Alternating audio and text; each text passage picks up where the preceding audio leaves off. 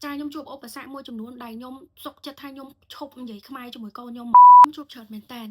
គេច្រើនតែនិយាយថាចេះឆ្ងល់ណាស់អ្នកនៅអាមេរិកចាខ្មែរនៅអាមេរិកមិនបានអត់និយាយខ្មែរមួយកូនអញ្ចឹងមិនបានភាគច្រើននិយាយតែភាសាអង់គ្លេសជាមួយកូនអញ្ចឹងខ្ញុំជួបច្រើននិយាយទៅខ្ញុំក៏លឺច្រើននិយាយទៅគេក៏ថាឲ្យខ្ញុំច្រើនហើយបងប្អូនខ្ញុំជឿថាបងប្អូនយើងដែរគាត់នៅក្រៅប្រទេសក៏គាត់ធ្លាប់លឺដូចខ្ញុំដែរអញ្ចឹងថ្ងៃនេះខ្ញុំនឹងមកប្រាប់អ្នកនរគ្នាថាហេតុអីបានខ្ញុំឈប់និយាយខ្មែរជាមួយកូនខ្ញុំព្រោះមានបងប្អូនយើងខ្លះគាត់សង្កេតថាខ្ញុំឥឡូវអត់មកសូវនិយាយខ្មែរមួយកូនអញ្ចឹងអ្នកនរគ្នាក៏ខ្ញុំនិយាយថាភាសាអង់គ្លេសខ្ញុំនិយាយបទពិសោធន៍ខ្ញុំផ្ទាល់តែម្ដងអញ្ចឹងបងប្អូនដែលគាត់ជួបរឿងដូចខ្ញុំតាមខមមិនបែបខ្ញុំផងថាបងប្អូនដូចខ្ញុំអត់ខ្ញុំពីដំបូងការដែលកូនខ្ញុំកើតមកភ្លាមអញ្ចឹងគឺដោយសារតែម៉ាក់ប៉ាខ្ញុំខ្មែរហើយឪពុកក្មេងម្ដាយក្មេងរបស់ខ្ញុំក៏គាត់ជាខ្មែរដែរតែគាត់មិននៅយូរឆ្នាំប៉ុន្តែគាត់តែងតែប្រាប់ថាចេះឲ្យកុំនិយាយភាសាអង់គ្លេសមួយកូនព្រោះពេលកូនធំទៅកូនទៅរៀនគេនឹងនិយាយភាសាអង់គ្លេសគេគង់តែចេះទេអញ្ចឹងយើងត្រូវនិយាយភាសាខ្មែរដោយសារគាត់ស្រឡាញ់ភាសាជាតិខ្មែររបស់យើងអញ្ចឹងខ្ញុំគឺព្យាយាមនិយាយជាមួយកូននិយាយភាសាខ្មែរហើយប្តីខ្ញុំកាលហ្នឹងគាត់អត់ចេះខ្មែរទេគាត់ចេះមួយម៉ាត់បៃឡំអញ្ចឹងគាត់និយាយតែភាសាអង់គ្លេសជាមួយកូនចឹងទៅស្របពេលជាមួយគ្នាកូនខ្ញុំហ្នឹងគឺខ្ញុំប្រើភាសាខ្មែរកូនខ្ញុំប្រើភាសាអង់គ្លេសជាមួយប្តីខ្ញុំប្រើភាសាអង់គ្លេសជាមួយគាត់ដល់អញ្ចឹងទៅគឺគាត់ស្ដាប់យល់មិនមែនថាគាត់អត់យល់ទេគាត់ស្ដាប់យើងយល់អ្នកនរគ្នាប៉ុន្តែខ្ញុំជួបឧបសគ្គមួយចំនួនខ្ញុំជួបឧបសគ្គមួយចំនួនដែលខ្ញុំសុខចិត្តថាខ្ញុំឈប់និយាយខ្មែរជាមួយកូនខ្ញុំហ្មងគឺដល់ពេលខ្ញុំទៅប៉ែទៅបងប្អូនទាំងអស់គ្នាគឺកូនខ្ញុំគេហៅ late speech អ្នកនរគ្នាគឺគាត់រហនឹកនិយាយអត់ចេញអញ្ចឹងទៅយើងសួរប៉ែថាមកពីហេតុអីអញ្ចឹងទៅប៉ែក៏ប្រាប់ថានៅផ្ទះប្រើប្រហែលភាសាយើងក៏ប្រាប់គាត់ថាយើងប្រើ2ភាសាមួយភាសាជាភាសាខ្មែរដោយសារតែភាសាខ្មែរនិងភាសាអង់គ្លេសគឺវាខុសគ្នាខ្លាំងមែនតើវាអត់ចលាគ្នាទាំងអស់គ្នាដូចថាបើសិនជាភាសាថៃភាសាខ្មែរស្រដៀងគ្នា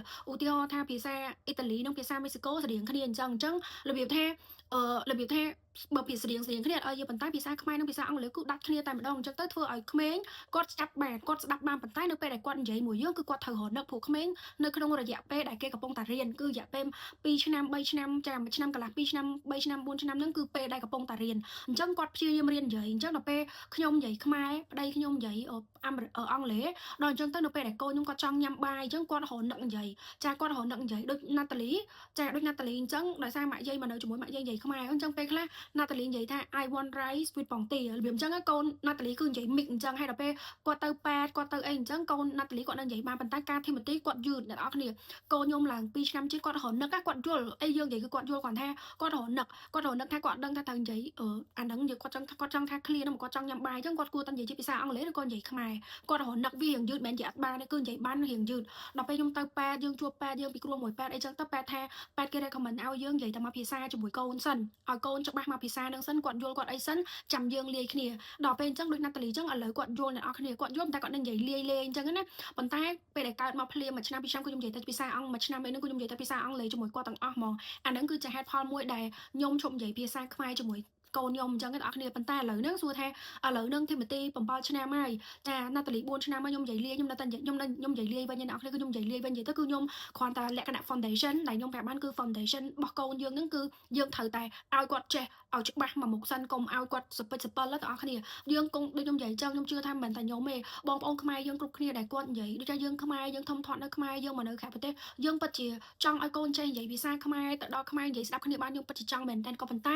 ែបើសិនជាយើងបញ្ញាប់បខំគាត់ពេកក្មេងខ្លះអត់អីទេក្មេងខ្លះគាត់អាចស្ដាប់បានគាត់និយាយបានលឿនប៉ុន្តែក្មេងខ្លះទៀតគាត់ស្ដាប់យើងបានប៉ុន្តែគាត់និយាយមកយើងវាយឺតក្មេងខ្លះទៀតគាត់ស្ដាប់ខ្មែរយើងនិយាយខ្មែរទៅគាត់និយាយអង់គ្លេសមកដូចកូនខ្ញុំឥឡូវខ្ញុំនិយាយខ្មែរទៅកូនខ្ញុំនិយាយអង់គ្លេសមកគ្រាន់ថាឥឡូវហ្នឹងបើសិនជាខ្ញុំនិយាយពាក្យខ្មែរអីរឿងច្រើនគាត់អត់យល់ដែរអញ្ចឹងដោយសារគាត់ទៅរៀនគាត់មានមិត្តភ័ក្តិរបស់គាត់និយាយតែភាសាអង់គ្លេសអីអញ្ចឹង